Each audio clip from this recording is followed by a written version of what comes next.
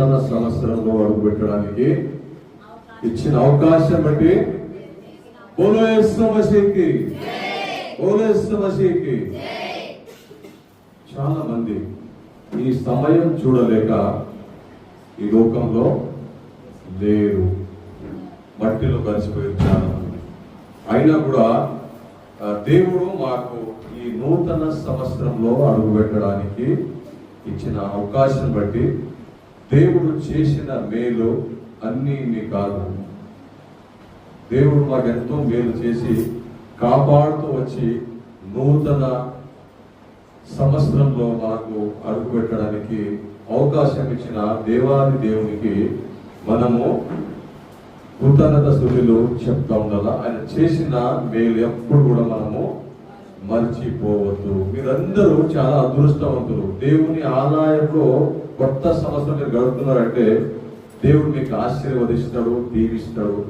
దేవుడు అన్ని విధమైన సమృద్ధి మీకు ఇస్తాడు. ఎందుకంటే నూతన సంవత్సరము ఎక్కడో పార్టీ చేసుకోవడానికి ఉండదు. నూతన సంవత్సరము దేవుడిని ధ్యానించడానికి ఉంటుంది. నూతన సంవత్సరం అంటే దేవుడు చేసిన మేలు గుర్తించుకోవడానికి ఉంటుంది. నూతన సంవత్సరం అంటే సంవత్సరం అంతా దేవుడు చేసిన ప్రతి ఒక్క మేలుని గుర్తించుకొని మనము నూతన మనుషులుగా మారడానికి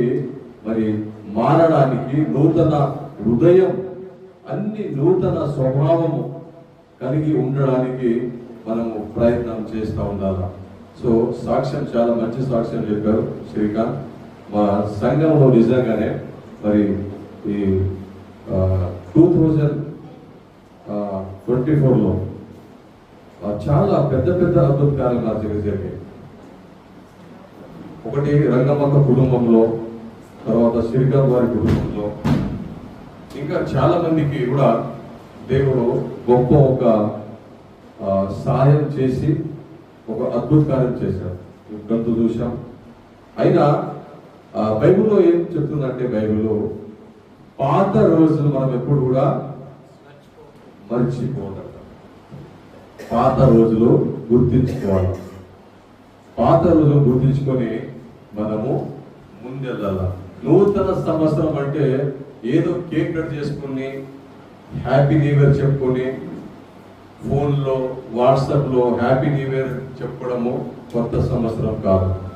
కొత్త సంవత్సరంలో ఎప్పుడు కూడా కొత్త మనిషిగా మనము మారాలి. ఒక చిన్న